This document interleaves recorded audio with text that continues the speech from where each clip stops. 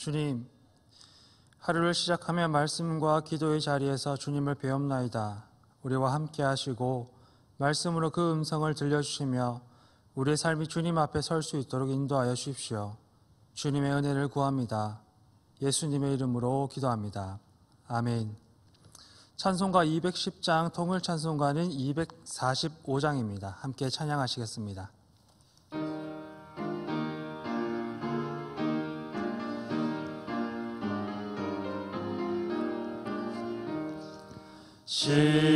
시온성과 같은 교회 그의 영광 한없다. 허락하신 말씀대로 주가 친히 세웠다. 반석 위에 세운 교회 흔들 자가 누구랴.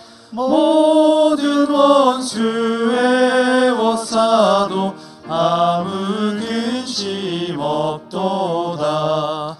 생명샘이 솟아나와 모든 성도 마시니 언제든지 흘러넘쳐 부족함이 없도다.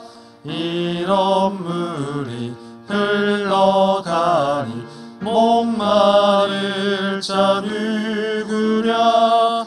주의 은혜 풍족하여 넘치고도 넘친다.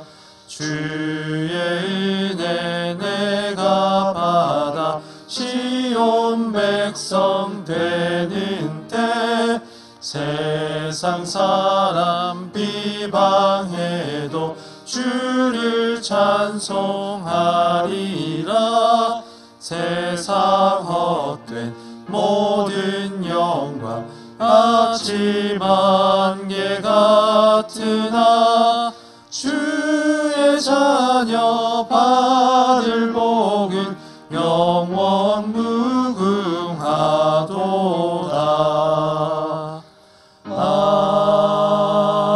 아멘. 오늘 우리가 함께 나눌 하나님의 말씀은 마태복음 16장 13절부터 20절까지의 말씀입니다. 마태복음 16장 13절부터 20절까지의 말씀 신약성경 26면에 기록되어 있습니다. 제가 봉독해 올리겠습니다. 예수께서 빌립보 가이사랴 지방에 이르러 제자들에게 물어 이르시되 사람들이 인자를 누구라 하느냐. 이르되 더러는 세례 요한, 더러는 엘리야, 더러는 예레미야나 선지자 중의 하나라 하나이다. 이르시되 너희는 나를 누구라 하느냐.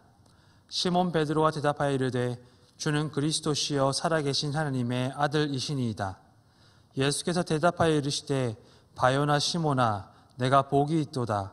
이를 내게 알게 하신 이는 혈육이 아니요 하늘에 계신 내 아버지이시니라. 또 내가 내게 이르노니 너는 베드로라. 내가 이 반석 위에 내 교회를 세우리니 음부의 권세가 이기지 못하리라. 내가 천국 열쇠를 내게 주리니 내가 땅에서 무엇이든지 매면 하늘에서도 매일 것이요 내가 땅에서 무엇이든지 풀면 하늘에서도 풀리라 하시고 이에 제자들에게 경고하사 자기가 그리스도인 것을 아무에게도 이르지 말라 하시니라. 아멘. 오늘 본문이 본래는 28절까지인데 너무 길어서 좀 짧게 줄여서 읽었습니다. 그러나 본문 오늘 말씀의 내용은 28절까지의 내용으로 함께 나누도록 하겠습니다. 제가 가진 성경책에는 16장 13절에 예루살렘으로 가는 길이라는 큰 제목이 붙어 있습니다. 예수님의 물음과 베드로의 대답이 이어지는 이 단락은 마가복음과 누가복음에서도 수록되어 있는데 마찬가지로 나머지 두 복음서에서도 비슷한 제목이 붙어 있습니다. 이 문답을 계기로 예수님께서는 이제 십자가를 지시기 위해 예루살렘으로 길을 나서시기 때문입니다. 예수께서는 제자들에게 이런 질문을 던지고 계십니다. 사람들이 인자를 누구라 하느냐?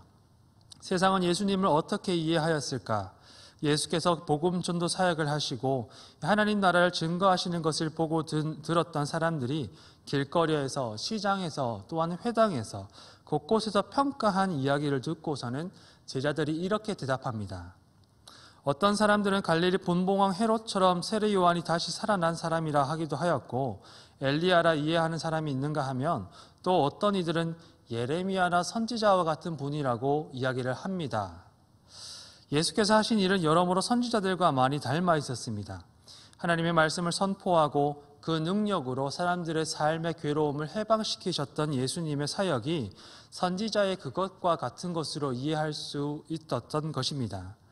과부의 아들을 소생시키시고 이 가난한 자들을 먹이신 이적은 엘리야가 했던 것을 또한 연상시켰던 것입니다. 사람들이 예수님을 엘리야로 오해한 데는 성경의 영향도 있었습니다.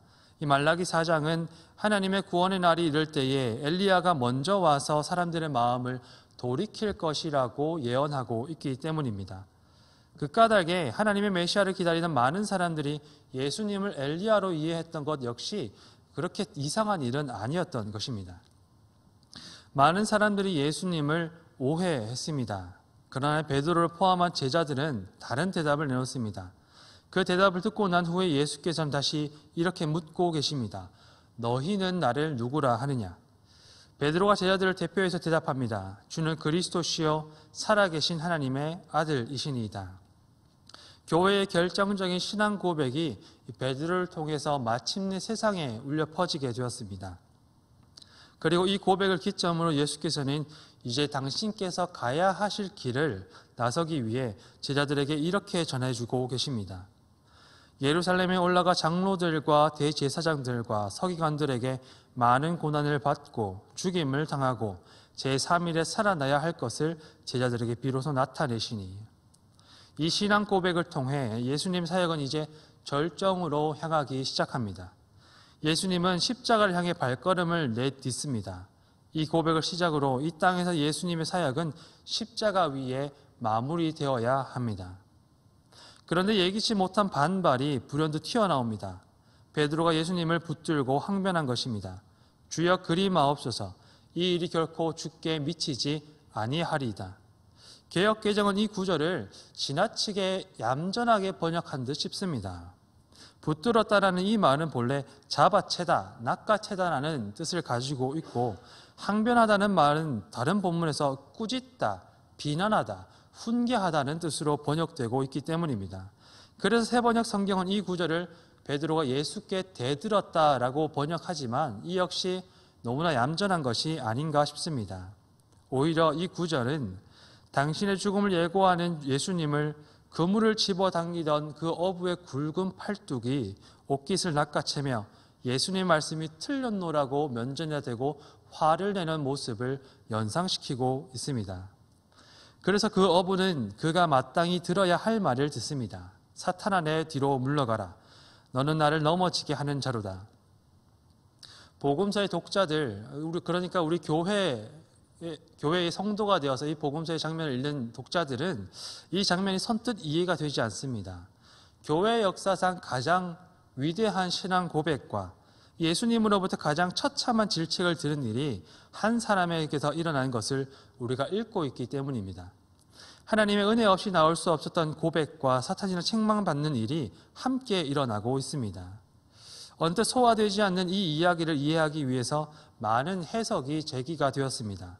베드로가 메시아 고백을 할 때는 성령이 그에게 역사하였지만 예수님을 훈계하여서 그가 사탄이라 책망을 받을 때는 다름 아닌 사탄이 베드로에게 역사하였다라고 해석하는 분들이 계십니다. 그런가 하면 베드로가 예수님을 그리스도로 고백하기는 하였지만 정작 예수께서 생각하신 그리스도와 베드로가 생각했던 그리스도가 달랐기 때문에 생긴 오해였다라고 해석하는 이들도 있습니다.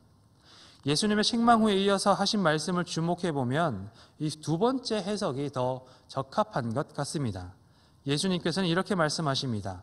네가 하나님의 일을 생각하지 아니하고 도리어 사람의 일을 생각하는도다. 경건하며 하나님의 메시아를 기다리던 많은 사람들이 기대했던 것처럼 베드로 역시 크게 다르지 않게 권능으로 오시는 메시아를 기대했습니다. 그 메시아는 로마의 압제로부터 하나님의 백성을 구원하고 지상의 다윗의 자손이 다스리는 하나님의 나라를 재건할 분이라 그렇게 기대가 되었습니다. 그는 빛나는 왕으로 오셔서 만군을 다스리는 권세자로 오시는 분이십니다. 베드로뿐만 아니라 많은 제자들의 기대이기도 했던 그 메시아 기대는 때문에 다른 수제자인 세베대의 아들 야고보와 요한이 주님께 몰래 찾아와 주의 영광 중에 하나는 우편에 또한 다른 하나는 좌편에 앉게 해달라는 청탁을 하도록 했던 그런 기대이기도 했던 것입니다. 예수님의 곁을 오랜 시간 지키며 가르침을 듣고 모든 사역을 목격하던 제자들 역시 예수님을 오해하고 있음을 오늘 본문이 전해주고 있습니다. 그들의 오해는 가장 먼저 그들이 가지고 있던 기대와 바람으로부터 찾아옵니다. 그들은 예수님을 통해 하나님의 그리스도보다 먼저 자신들의 그리스도를 바라보았습니다. 예수님이 하나님의 구원을 이룰 자가 아니라 우리 마음의 기대와 소망을 성취해 주실 분이라고 생각했을 때 그들은 사탄이라 책망을 받습니다. 예수님은 힘이 센 군대의 행렬과 함께 크고 강한 말을 타고 오신 왕이 아니라 겸손하여서 나귀, 곧 작은 나귀의 새끼를 타고 십자가를 향하여 오신 왕이십니다. 예수님의 그리스도와 제자들의 그리스도가 이렇게나 멀리 떨어져 있었습니다. 예수님의 이 물음은 베드로의 대답으로 종결되지 않고 오늘에까지 이어집니다. 예수께서는 오늘도 교회를 향해 너희는 나를 누구라 하느냐 하고 물음을 던지십니다. 오늘 함께 이 말씀을 나누는 모든 교우 여러분, 주님께서 우리에게 던지시는 이 물음 앞에 우리의 믿음이 겸손하게 응답할 수 있기를 기도합니다. 화려한 옷을 입고 저 높은 궁전에 앉으신 것이 아니라 가시면류관 쓰고 나무 십자가에 높이 매달리신 사람들의 기대와 바람과 욕망과는 반대로 어리석고 거리끼는 모습으로 그리스도 곧 하나님의 아들이 되신 예수님을 주님으로 고백하실 때 그 고백이 이끄는 대로 우리에게 주어진 십자가를 이고서 하나님 나라를 누리는 복된 삶이 되실 수 있기를 주님의 이름으로 축원합니다. 함께 기도하시겠습니다. 주님, 우리의 눈을 열어 주십시오. 십자가에 달리신 주님을 바라볼 때 우리 안에 헛된 형상이 아니라 비천함 가운데서 겸손함으로 찾아오신 그리스도를 새길 수 있도록 도와주십시오. 너희는 나를 누구라 하느냐는 물음에 하나님의 아들 예수 그리스도를 고백할 때 그 고백에 걸맞는 응답으로 드리는 우리의 삶이 될 수 있도록 인도하여 주십시오. 예수님의 이름으로 기도합니다. 아멘. 하늘에 계신 우리 아버지, 아버지의 이름을 거룩하게 하시며 아버지의 나라가 오게 하시며 아버지의 뜻이 하늘에서와 같이 땅에서도 이루어지게 하소서. 오늘 우리에게 일용할 양식을 주시고 우리가 우리에게 잘못한 사람을 용서하여 준 것 같이 우리 죄를 용서하여 주시고 우리를 시험에 빠지지 않게 하시고 악에서 구하소서. 나라와 권능과 영광이 영원히 아버지의 것입니다. 아멘.